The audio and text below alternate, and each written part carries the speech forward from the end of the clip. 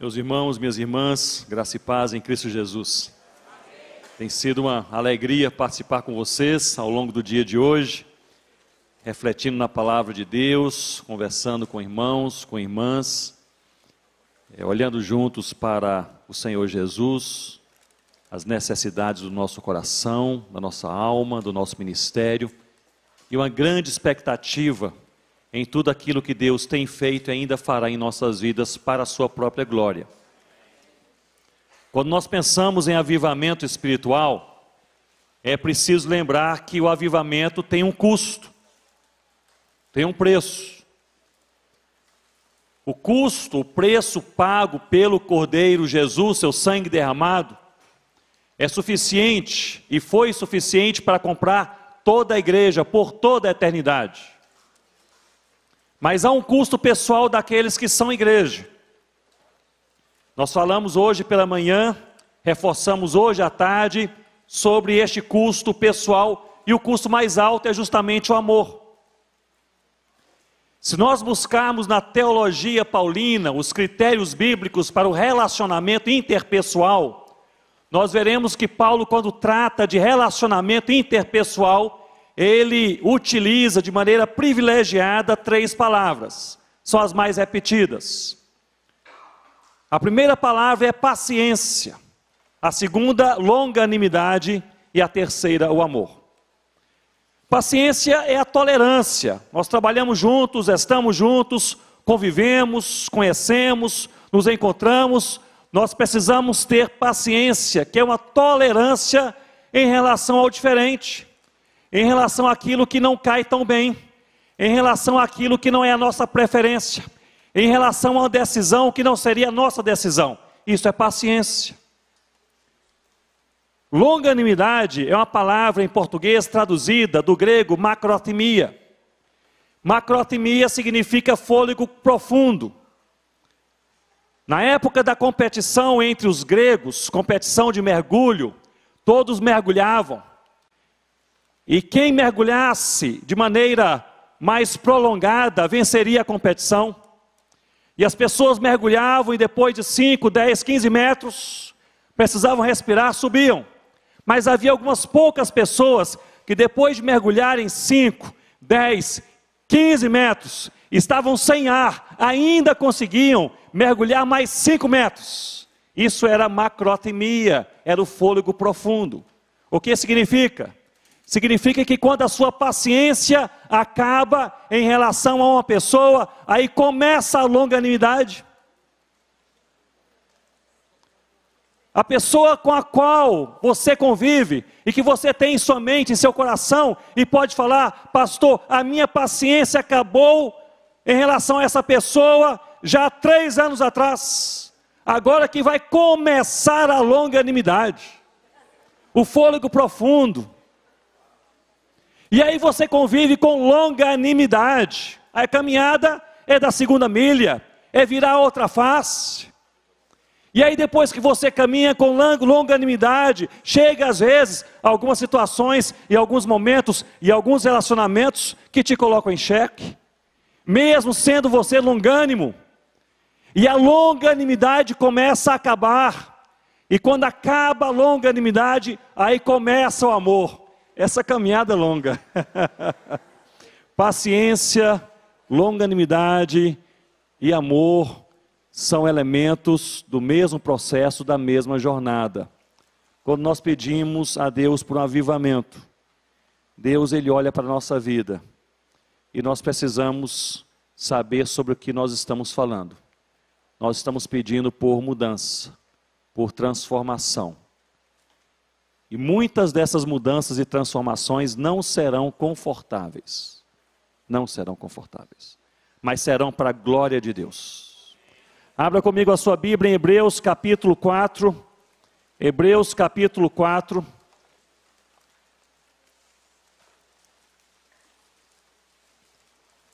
Eu gostaria de partilhar com vocês nessa noite a respeito do Senhor Jesus, uma particularidade do Senhor Jesus. A partir do verso 14, 3 versos, 14, 15 e 16. Hebreus capítulo 4.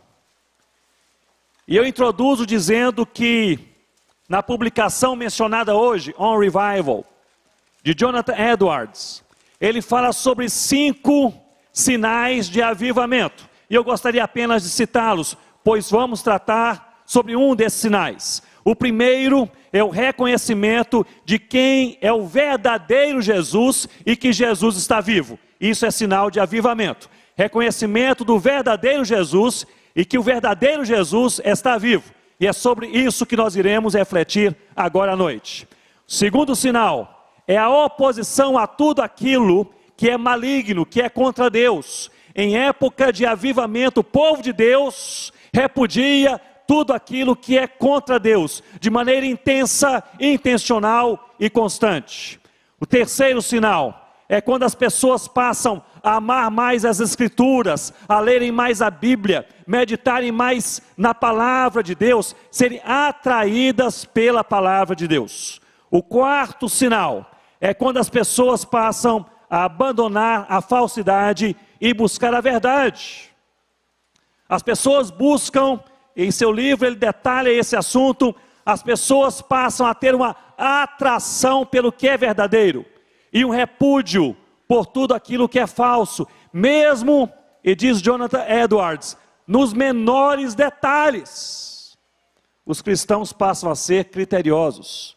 E o quinto e último sinal que ele menciona, quando as pessoas crescem no amor a Deus e no amor aos homens. Nós tratamos hoje pela manhã e enfatizamos hoje à tarde sobre este quinto sinal.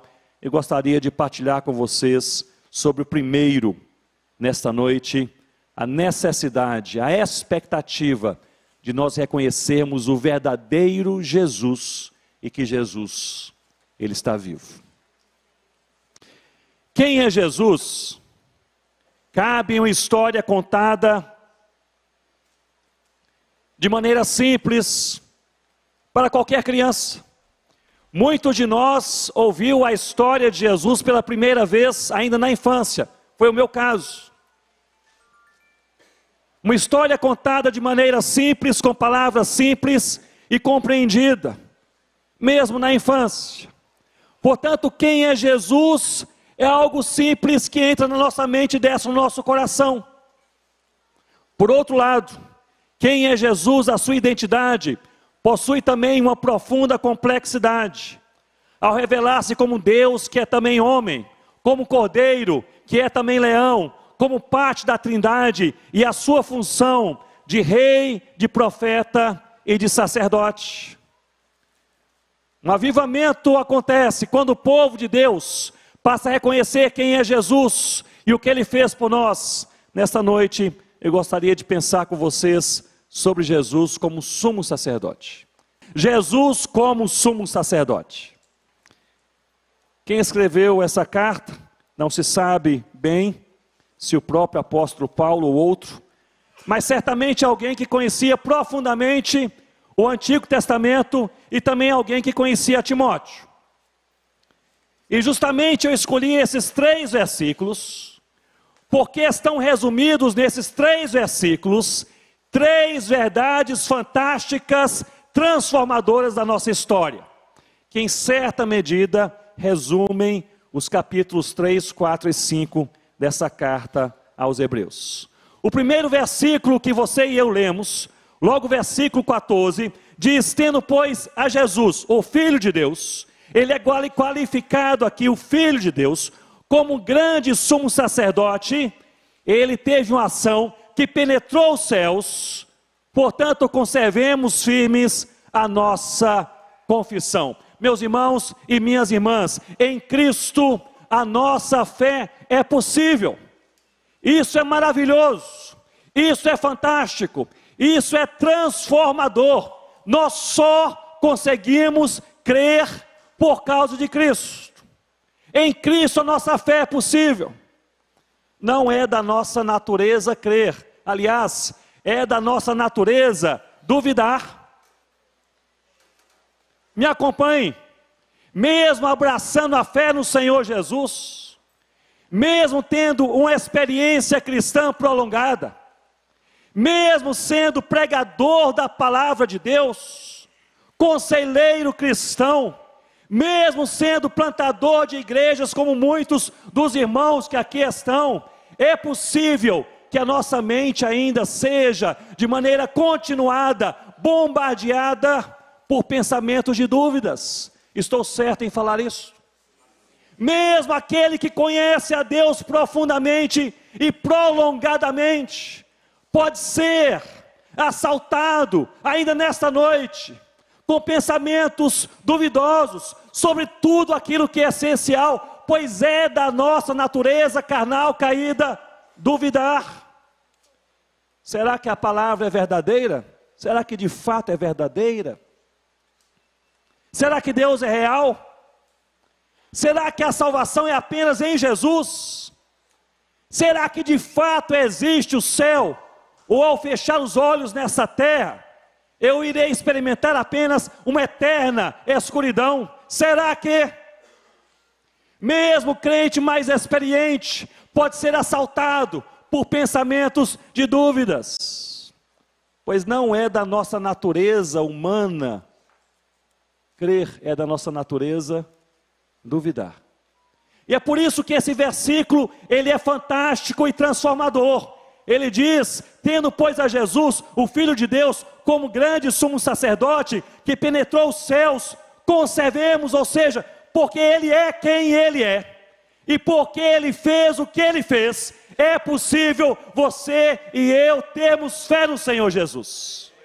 E essa fé aqui não é apenas uma fé não qualificada, diz: conservemos firmes a nossa confissão, aquilo que nós cremos e aquilo que nós falamos que cremos. Mas lembre-se que é da nossa natureza humana duvidar. Nós vemos em Mateus capítulo 28, versículo 17, que os discípulos do Senhor Jesus se encontravam naquele momento em que eles tinham certeza que Jesus havia morrido. Eles estavam presentes, eles viram o sangue derramado, eles ouviram as últimas palavras, eles perceberam o último suspiro: Jesus morreu, não havia dúvida. Antes de morrer, Jesus havia prometido que Ele iria ressuscitar. Eles tinham a certeza: Jesus está morto. E eles tinham uma promessa: Jesus irá ressuscitar. Jesus ressuscita, se apresenta às mulheres e envia um recado aos discípulos: vocês me encontrem na Galileia. E os discípulos têm agora esse momento na vida espiritual que representa muito bem a sua vida e a minha vida, entre a certeza da morte e a esperança da ressurreição. E eles partem para a Galileia: mas vocês viram Jesus? É Jesus, nós vimos, conversou conosco, mandou um recado, está aguardando, vocês devem partir de imediato. Partem os discípulos. Não eram quaisquer homens, eram homens que caminharam com Jesus 3 anos. Capítulo 28, versículo 17 do Evangelho segundo Mateus, diz que eles viram a Jesus e o adoraram. Mas diz o versículo bíblico: mas alguns duvidaram.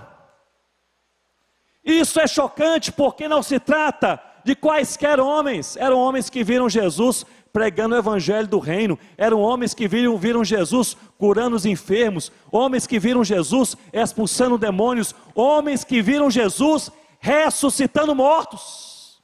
E eles veem Jesus vivo e eles duvidam, mesmo os discípulos mais chegados. Portanto, essa é uma tensão que todo crente enfrentará ao longo da sua vida. E nessa tensão é possível crer, e não apenas crer de maneira frágil, mas é possível, segundo o texto bíblico, crer de maneira firme. Não apenas crer, mas falar daquilo que se crê. É possível, porque Jesus é o sumo sacerdote que penetrou os céus. Quando nós olhamos para a palavra de Deus, nós vemos que, especialmente no Antigo Testamento, sumo sacerdote, ou sacerdote, era aquele que se colocava entre Deus puro e os homens impuros. No livro, que é um livro apócrifo, Atos dos Hebreus, Esse livro diz que Israel poderia sobreviver sem um rei, Israel poderia sobreviver sem um profeta, mas Israel não sobreviveria sem um sacerdote. A ideia é esta: o povo pecava, o sacerdote se colocava entre a pureza de Deus e o pecado humano, e sacrificava a Deus de acordo com a orientação de Deus, para o perdão de Deus, a paz dos homens e a glória do próprio Deus. E assim fazia o sacerdote, e o povo pecava novamente, e tudo se repetia. Em Hebreus, Jesus não é apresentado como sacerdote apenas, ele é apresentado como sumo sacerdote, aquele que penetrou os céus. Se vocês observarem comigo Hebreus capítulo 7, alguns capítulos à frente, vocês irão notar que o capítulo 7 descreve a personalidade, a identidade do sumo sacerdote. E no capítulo 7, versículo 24, nós vemos que o seu sacerdócio, o de Jesus, ele continua para sempre, portanto é eterno. No versículo 26 do capítulo 7, diz que ele é santo, inculpável e sem mácula, portanto ele é puro.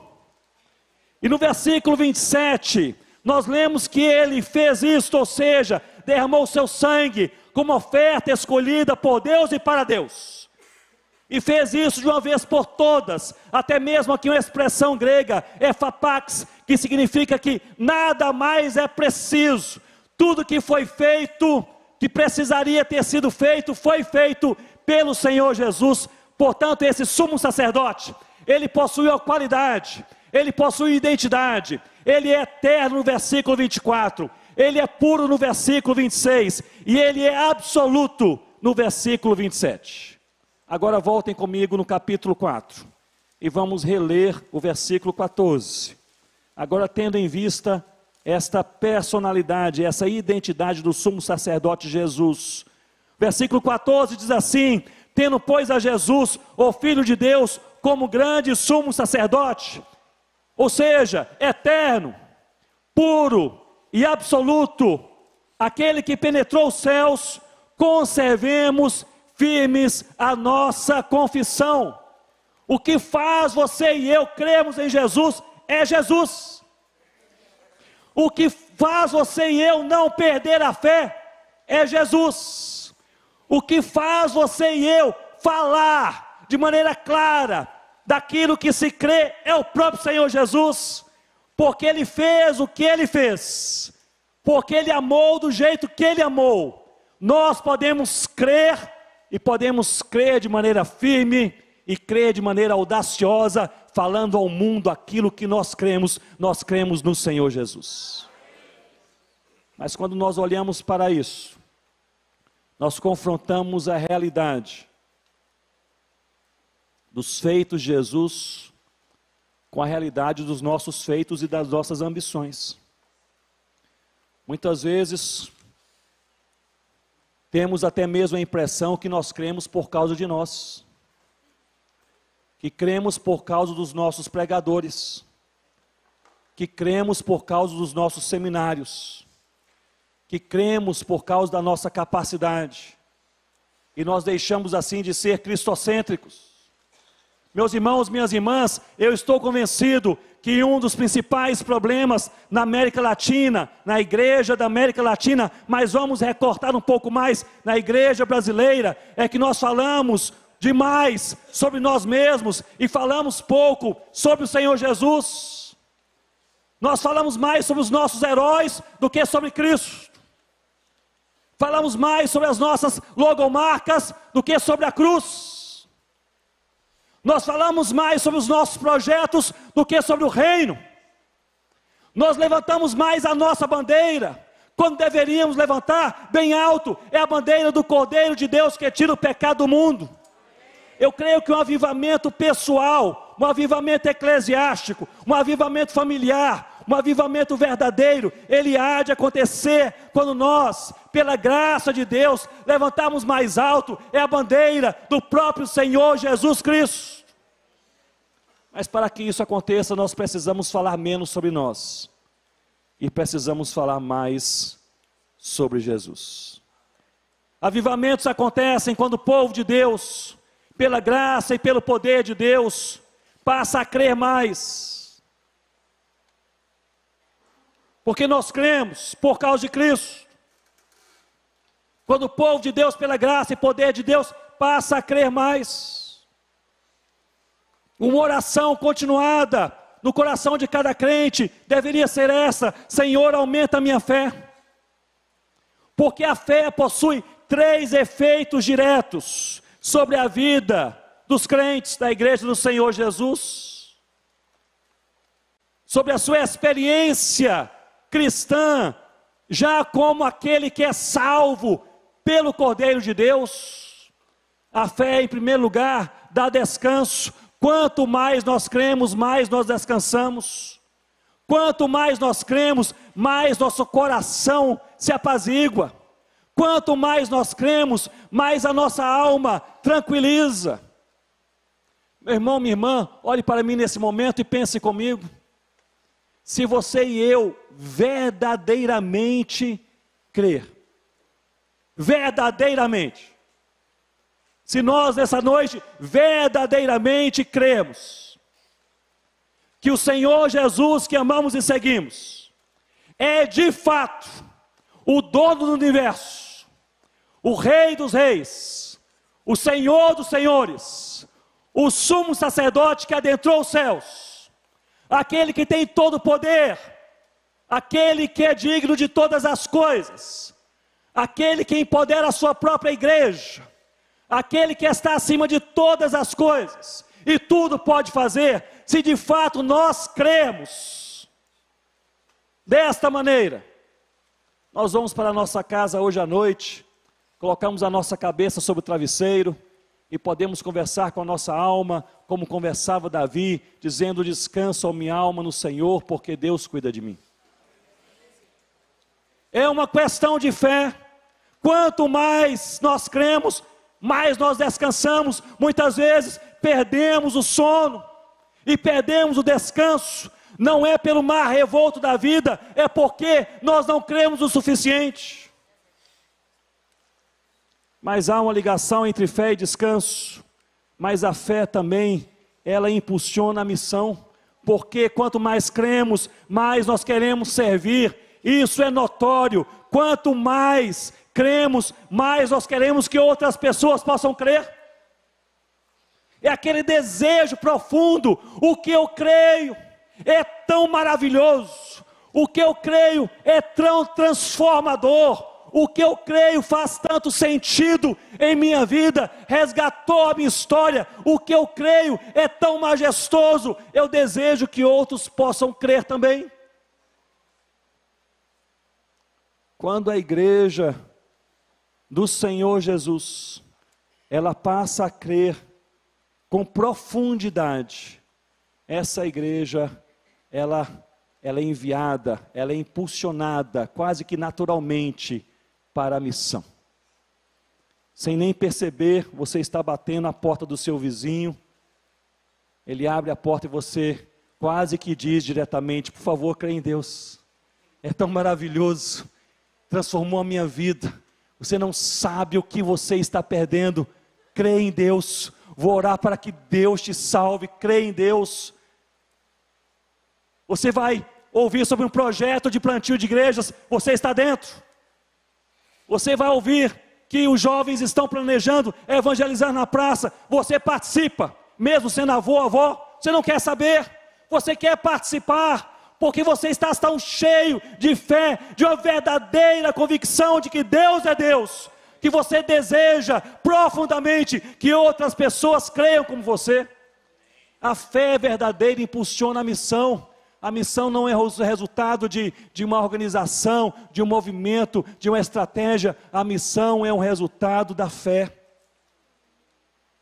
Mas não apenas dá descanso, impulsiona a missão, mas a fé também, meus irmãos e irmãs, molda a nossa cosmovisão.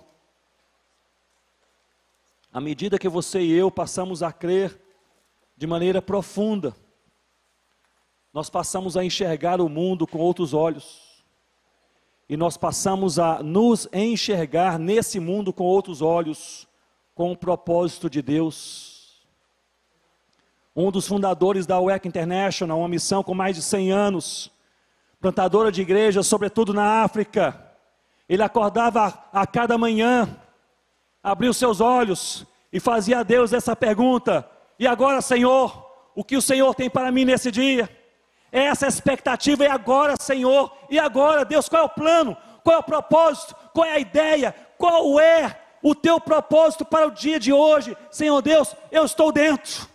Eu quero participar. Porque na verdade, essa fé, que ela desce a nossa alma, muda o nosso coração, também muda a maneira como nós nos enxergamos na vida e enxergamos o mundo ao nosso redor. Muda a cosmovisão.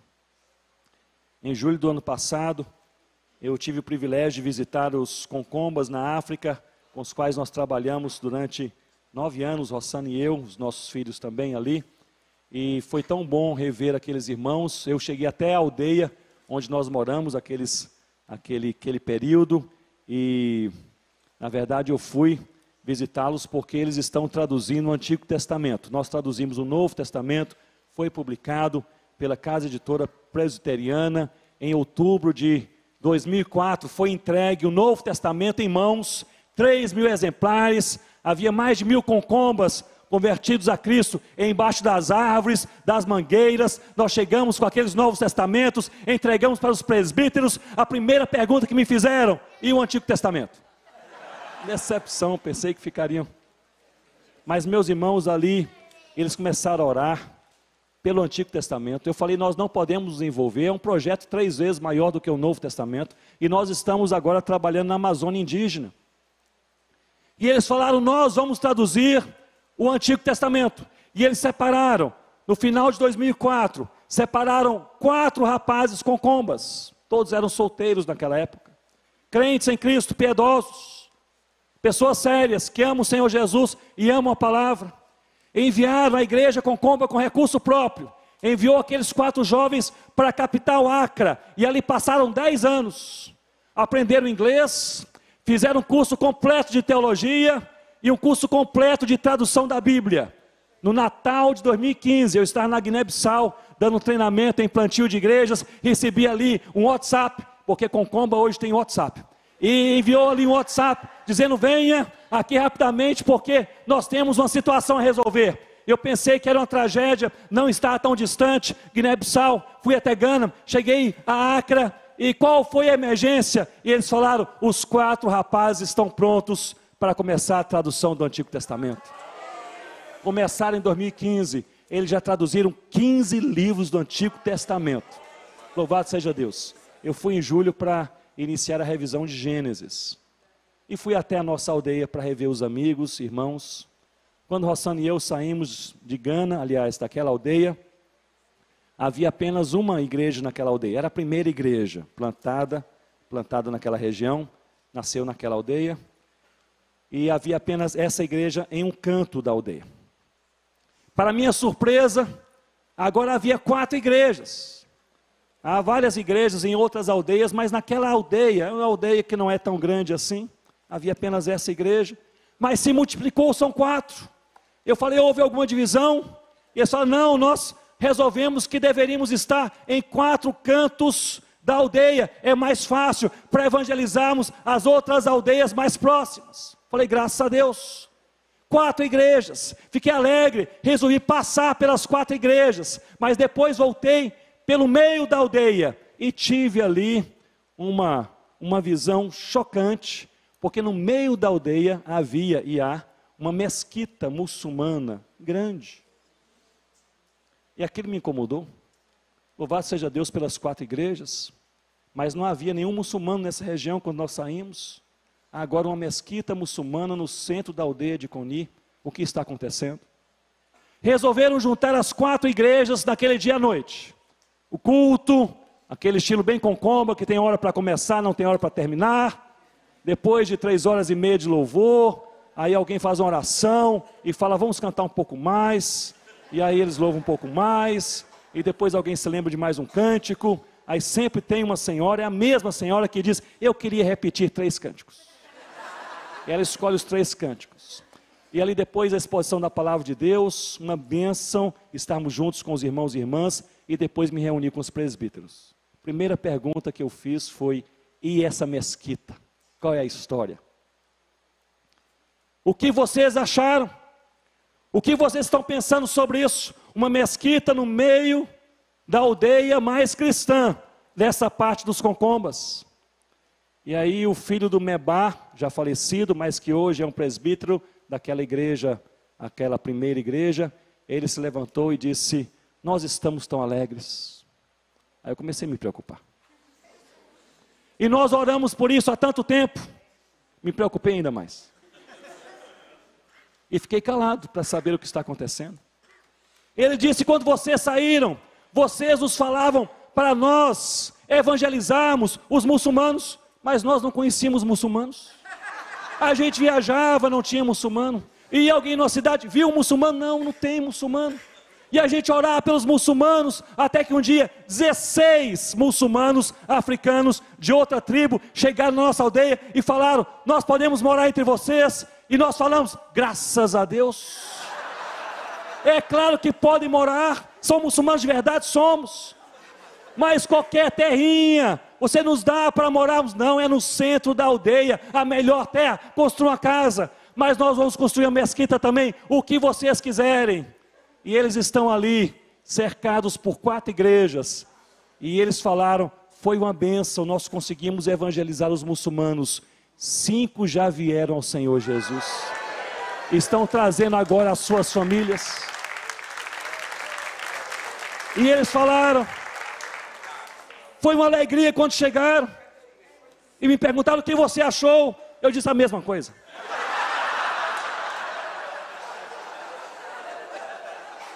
Mas na verdade, meus irmãos, quando somos fortalecidos em nossa fé, o nosso temor diminui.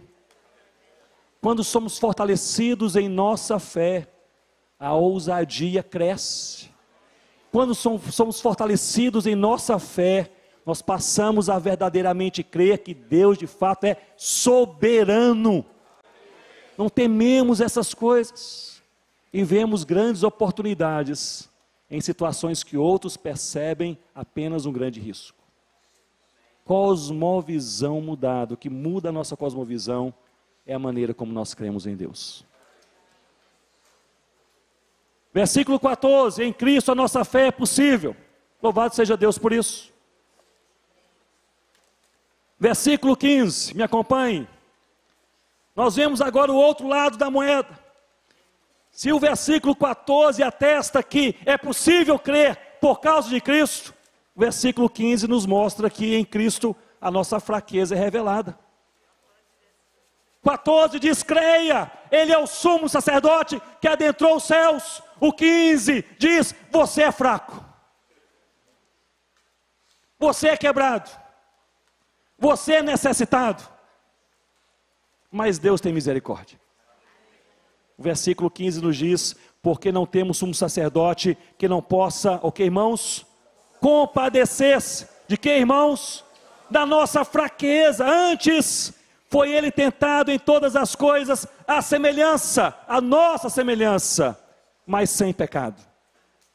Há 2 expressões chaves nesse versículo. A primeira expressão é justamente compadecer-se das nossas fraquezas. Em Cristo não apenas Deus é revelado, mas também a nossa natureza é revelada.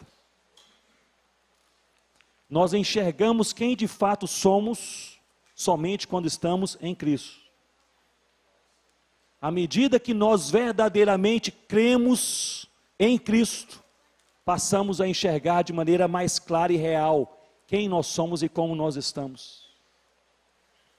Somos todos fracos em nós mesmos.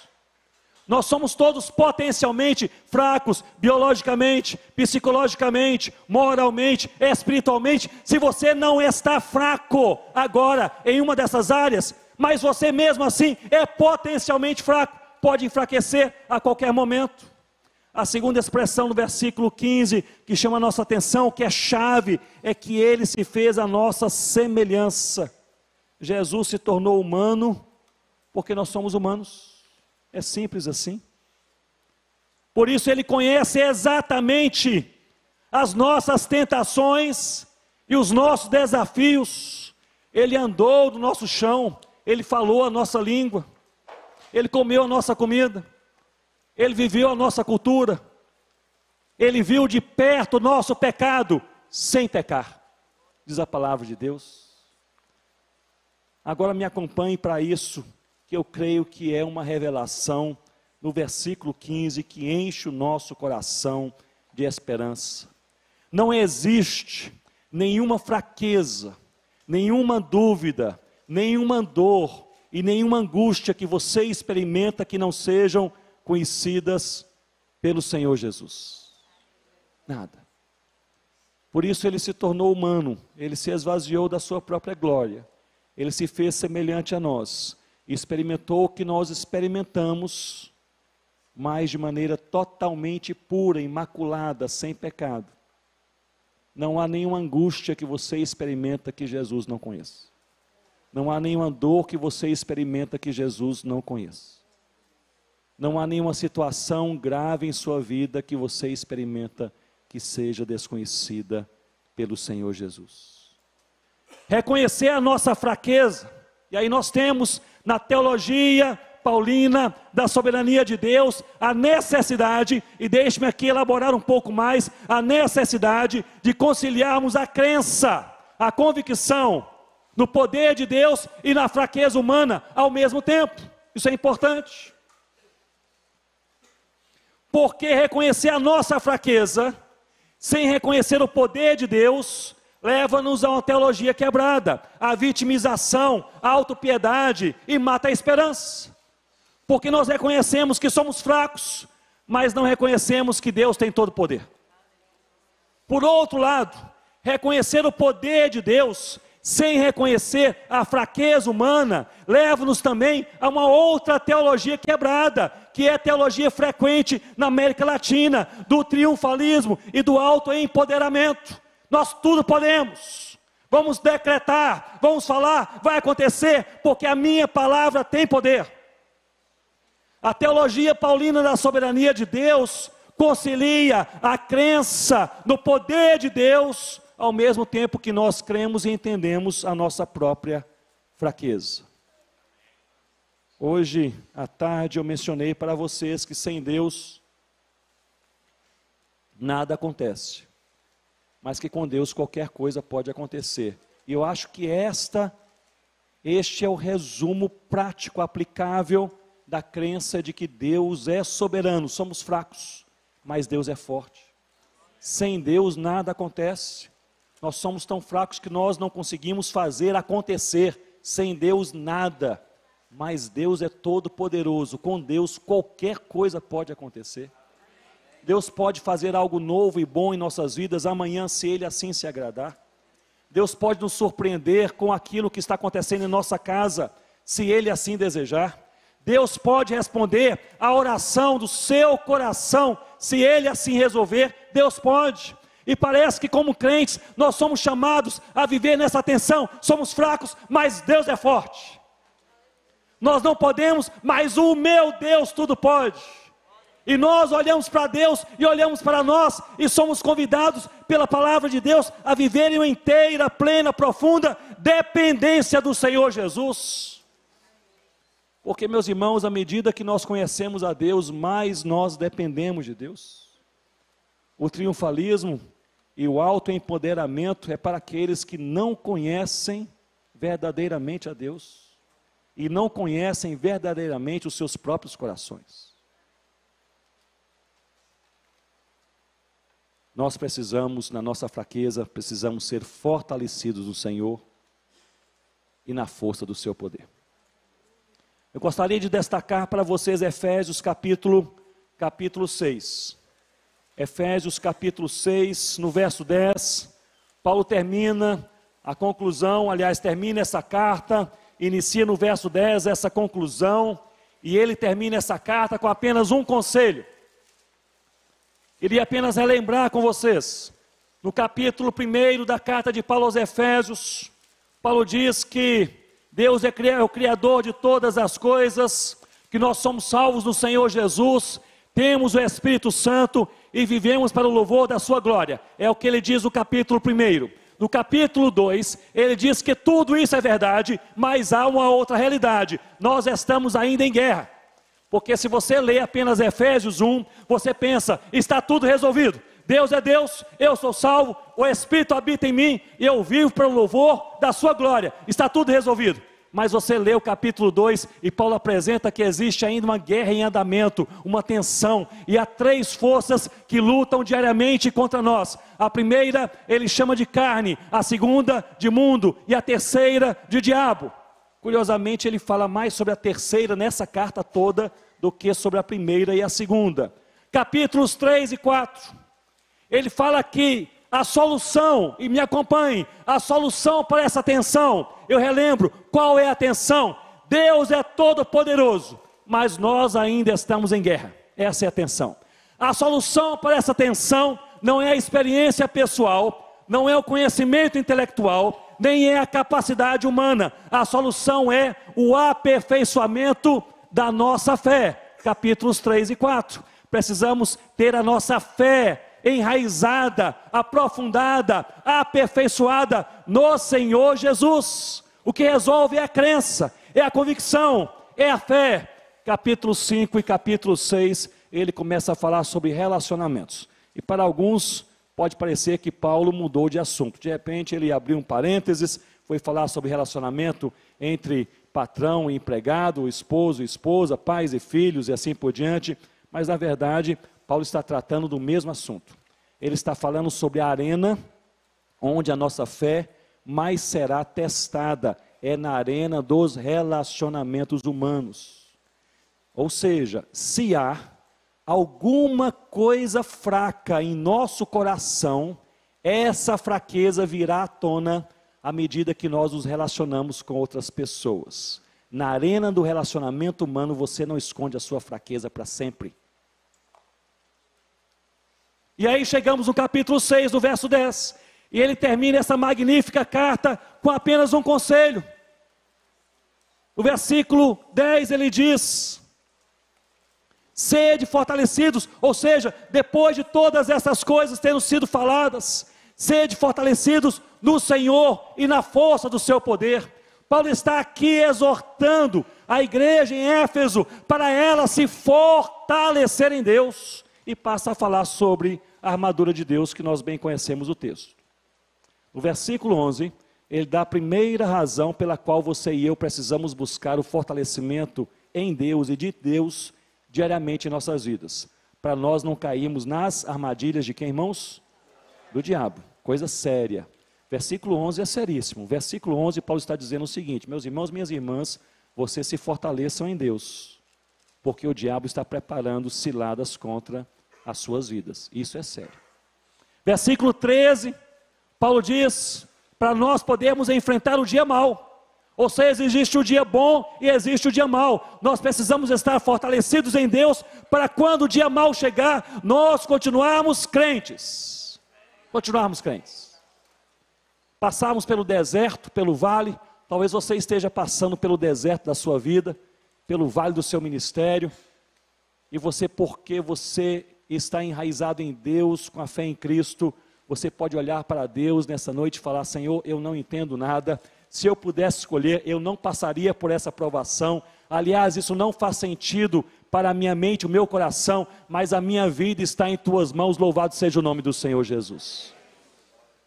Precisamos estar fortalecidos para enfrentar o dia mau e continuarmos crentes. E no verso 19, ele pede oração para que ele tenha ousadia na pregação do Evangelho.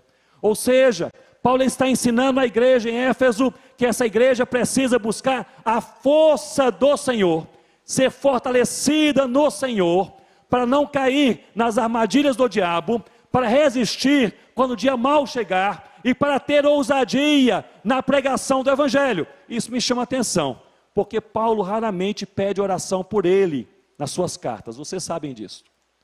Ele raramente pede oração por ele. Essa é uma das passagens raras em que ele encerra a carta com um pedido de oração.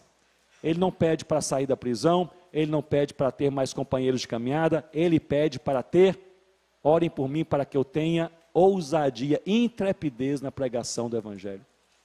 Agora, meus irmãos, se Paulo pedia oração para ter intrepidez, eu acho que nós também precisamos. Porque não havia, na minha ótica, um pregador mais ousado no Novo Testamento, dentre os apóstolos, como o próprio apóstolo Paulo. Pregou sendo expulso de cidades, pregou em um mar revolto, em Atos capítulo 27, pregou dentro da prisão, mas termina essa carta dizendo: orem por mim, para que eu tenha, no abrir da minha boca, intrepidez, coragem, ousadia, para falar do Evangelho do Senhor Jesus. O que isso significa? Significa que ousadia na pregação do Evangelho não é algo natural. Você e eu, nós não temos naturalmente. É algo que vem de Deus, e é só por isso que nós precisamos pedir a Deus. Nós evangelizamos pouco porque nós oramos pouco. Se nós orarmos mais, nós teremos mais ousadia e intrepidez na pregação do Evangelho. Sede fortalecidos no Senhor e na força do seu poder. Hoje à tarde eu disse que eu mencionaria sobre a teologia paulina os elementos que fortalecem a nossa fé.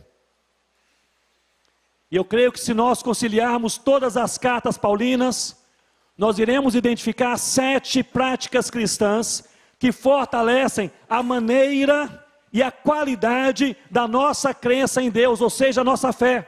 Você quer ter a sua fé fortalecida em Deus? Eu creio que este é um bom resumo da teologia paulina em suas cartas sobre o fortalecimento da fé cristã. A primeira prática cristã que fortalece a nossa fé é a palavra, é ler e meditar na palavra de Deus. A segunda é a adoração, é reconhecer quem Deus é e o que Ele fez por nós, seja uma adoração mais individual ou coletiva, mais privada ou pública. A terceira prática é a comunhão, é caminhar com aqueles que amam e seguem o Senhor Jesus. A quarta prática é a oração, não é apenas orar 1, 2 vezes por dia, mas ter uma vida de diálogo com o Pai em nome do Filho Jesus. A quinta prática é a santidade, é buscar de maneira intensa e intencional uma vida pura que agrada o coração de Deus. A sexta, as boas obras, é chorar com quem chora, abraçar e socorrer o aflito e necessitado. E a sétima, finalmente, a evangelização, é abrir a nossa boca e falar quem é Jesus e o que Ele fez por nós. Você quer ser fortalecido em sua fé no Senhor Jesus? Eu repito, palavra, adoração, comunhão, oração, santidade, boas obras, evangelização. 4 dessas 7 práticas, Paulo as apresenta na armadura de Deus em Efésios capítulo 6. Na nossa caminhada com Cristo, nós precisamos ter as práticas cristãs para experimentarmos profundamente uma fé alicerçada naquilo que na palavra de Deus foi revelado, para o louvor da sua própria glória. Versículo 14, em Cristo a nossa fé é possível, louvado seja o nome do nosso Deus. Versículo 15, em Cristo a nossa fraqueza é revelada. E nós chegamos até o versículo 16. O versículo 16 é um convite. O versículo 16 é um fechamento desses 3 versículos com chave de ouro. Porque em Cristo nós vemos no verso 16, existe um trono da graça de Deus. Se você não sabia, esteja sabendo agora. Um trono da graça de Deus. No Antigo e no Novo Testamento, trono da graça de Deus significa 3 coisas. Primeiramente, presença de Deus. Em segundo lugar, manifestação de Deus. Em terceiro lugar, amor de Deus. O que Paulo diz aqui no verso 16, com esse linguajar do Antigo Testamento, é isto: acheguemo-nos, portanto. Que portanto é este, meus irmãos? Se refere aos 2 versículos anteriores. A nossa fé é possível em Cristo e a nossa fraqueza é revelada também em Cristo. Acheguemo-nos, portanto, confiadamente, ou seja, com fé, junto ao trono da graça, a fim de recebermos, o que, irmãos? Misericórdia. E acharmos o que? Graça. Quando? Para socorro em ocasião oportuna. Mas que texto precioso. Uma revelação impressionante. Existe um trono da graça, no qual, nos aproximando, nós acharemos, em nossos momentos de fraqueza, pois somos potencialmente fracos, nós acharemos sempre duas coisas: acharemos misericórdia e acharemos graça no dia da necessidade. Que coisa linda, que coisa linda, o trono da graça de Deus. Misericórdia, Ele nos acolhe, Ele nos abraça, não é o acusador, Ele é o Pai. Graça, Ele nos liberta, não nos vitimiza, mas nos transforma. Jamais seremos os mesmos, jamais seremos os mesmos. Nesse trono da graça, nós somos abraçados e transformados, nós somos acolhidos e convertidos, pelo poder de Deus, pelo amor de Deus, para a glória de Deus e para a alegria do nosso coração. Não há nenhuma fraqueza, nenhuma angústia, nenhum problema que não possa ser colocado perante o trono da graça. O versículo 16 começa com um convite: acheguemo-nos. Acheguemo-nos. Como está a sua vida? O seu coração? A realidade da sua caminhada? Como está a sua fé? Como está a sua paz? Acheguemo-nos. Como está a sua luta? A sua decepção com as pessoas? Os problemas relacionais que não param de chegar a cada dia? Acheguemo-nos. Como está a sua fé? A maneira como você crê em Deus? Como está a sua mente sendo bombardeada pelos pensamentos de dúvida? Acheguemo-nos. Como está a sua disposição, a sua valentia, a sua intrepidez, a sua ousadia? Está temeroso? Acheguemo-nos. Como está o seu amanhã, a sua expectativa, a sua esperança? Com ansiedade? Acheguemo-nos ao trono da graça, para encontrarmos, onde encontraremos misericórdia, que é abraço, e encontraremos graça, que é transformação, no dia da nossa necessidade. Existe o trono da graça de Deus. A nossa fé é possível, a nossa fraqueza é revelada, existe um trono da graça de Deus. Eu queria encerrar trazendo à sua mente, em poucos minutos, um pouco da história de Jonathan Edwards. Eu sei que muitos irmãos e irmãs já conhecem, já leram. Tive acesso a uma tese de doutorado de John Payne, um doutor em teologia norte-americano, que justamente ele se especializou nos últimos anos da vida de Jonathan Edwards, um tesouro.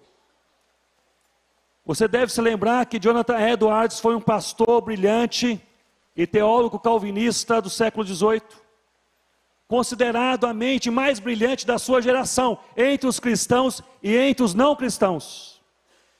Ele tinha um pupilo, o seu pupilo era o grande David Brainerd, missionário entre os indígenas norte-americanos, noivo da sua filha. Não chegou a se casar com a sua filha, pois morreu por uma enfermidade, morreu de maneira rápida, tomado por uma enfermidade, ainda bem moço. Por isso que Jonathan Edwards é quem escreveu a história de David Brainerd.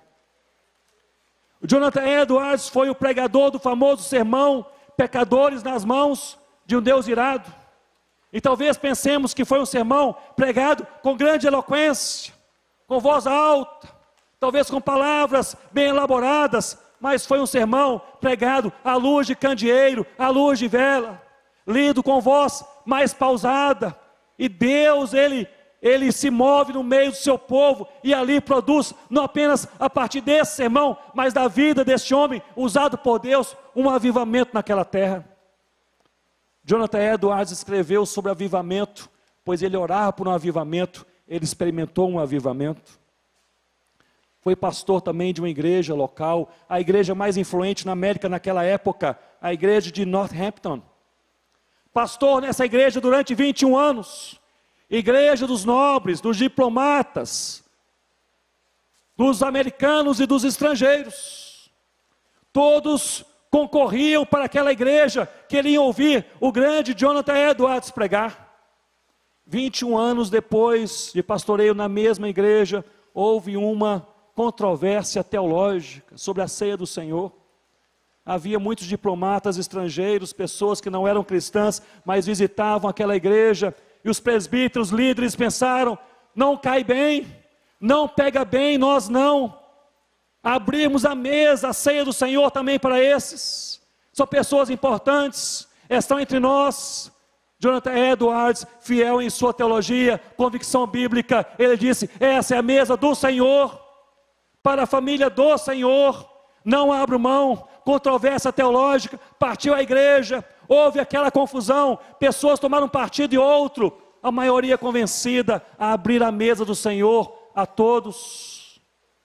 Chegaram a fazer uma votação pela permanência ou saída de Jonathan Edwards da sua igreja, a qual ele pastoreou por 21 anos.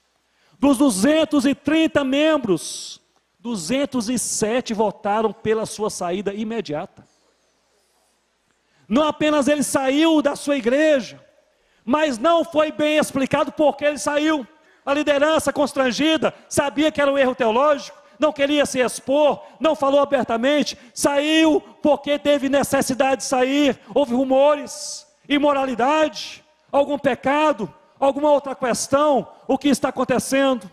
6 meses depois da sua saída, reunião de líderes, pastores, protestantes na América do Norte, um dos mais velhos levantou a sua voz e disse, caiu o gigante dos pregadores, se referindo a Jonathan Edwards. Ele enfrentou um tempo de melancolia, quem sabe até depressão. Escrevia a alguns amigos, e para um deles, ele escreveu, começou a carta, dizendo, estou velho e destruído, que igreja me aceitará? Detalhe, ele tinha 46 anos de idade quando escreveu essa carta. Estou velho e destruído, que igreja me aceitará? Sugeriram que ele plantasse uma outra igreja em Northampton, ele se recusou. Sugeriram que ele pudesse ir para a Virgínia, para pastorear uma outra igreja, de maneira mais reclusa, fique aí, dê um tempo, espere, ele se recusou. Havia apenas uma outra possibilidade, uma congregação que ninguém jamais gostaria de pastorear, uma congregação indígena, da tribo moicana, que ficava em um local remoto, congregação pequena. Ele disse, irei para lá, se dispôs e foi. Chegou ali entre os moicanos, meus irmãos, esse capítulo, para quem é missionário transcultural, é belíssimo. Primeira coisa que ele fez, entrou naquela igreja formada por índios moicanos, uma igreja construída no estilo inglês. Ele disse, vamos sair todos do templo, levou os índios para a beira do rio e falou, Jesus é a água viva. Foi um avivamento. Deus começou a agir de maneira profunda no meio daquela congregação que continuou pequena, não cresceu. Durante 7 anos, Jonathan Edwards, ele pastoreou aquela congregação indígena de moicanos. E foi dito que Jonathan Edwards jamais amou uma igreja como amou aquela congregação. Jamais teve tantos amigos como deixou naquela congregação. Foi dito que ao sair, no último culto, depois de 7 anos, estava já um pouco enfraquecido, teve que sair, o local era remoto, ele saiu em lágrimas, e não era comum a ele chorar. Deixou ali seus melhores anos. Suas pregações abalaram a América, transformaram milhares de vidas, de colonizadores aos indígenas. Mas, meus irmãos e minhas irmãs, qual era o cerne, o centro dos sermões, da fé, da pregação de Jonathan Edwards? era somente Cristo. O que ele mais repetia? Somente Cristo. Somente Cristo. Somente Cristo. Conhecer a Cristo. Amar a Cristo. Seguir a Cristo. Falar de Cristo. Ser transformado por Cristo. É simples assim. Somente Cristo. Vamos orar? Curva a sua cabeça.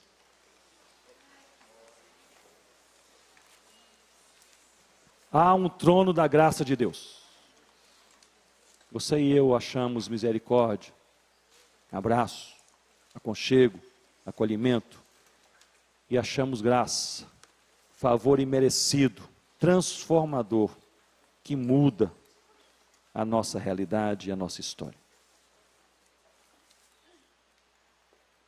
E eu creio que nós podemos gastar alguns minutos em oração. E você tem a oportunidade de colocar perante o trono da graça de Deus aquilo que você precisa colocar. Se há algo que você precisa colocar, você já está pensando nisso. Você já sabe o que é. Se há algo essencial que você precisa ver tratado por Deus em sua vida, você não precisa de muito tempo para identificar. Estará claro na sua mente, no seu coração. Coloque perante o trono da graça. Você encontrará hoje misericórdia e graça para socorro. Socorro, você será socorrido em ocasião oportuna. Meu irmão e minha irmã, essa é a ocasião oportuna. A ocasião oportuna. Nós já sabemos o que Deus deseja fazer em nossas vidas. Nós lemos a palavra. Deus quer que nós possamos crer, que nós possamos amar, que nós possamos seguir, que nós possamos testemunhar, que nós possamos plantar igrejas, que nós possamos viver como igreja, ter comunhão, palavra, adoração. Nós sabemos, nós lemos a palavra, nós sabemos. Mas por vezes em nossas vidas falta alguma coisa. Ou algo que está em nossas vidas e nos atropela. Só Deus conhece o nosso coração. Coloque perante o trono da graça. E diga: Senhor, tua palavra é verdadeira.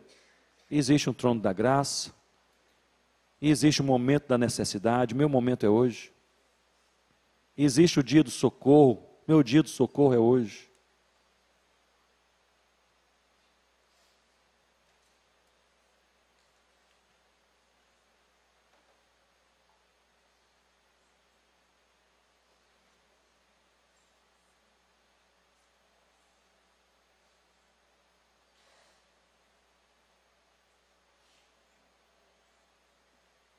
Senhor Deus, nós te louvamos porque no Senhor Jesus Cristo é possível crermos. Nós temos fé por causa de Jesus.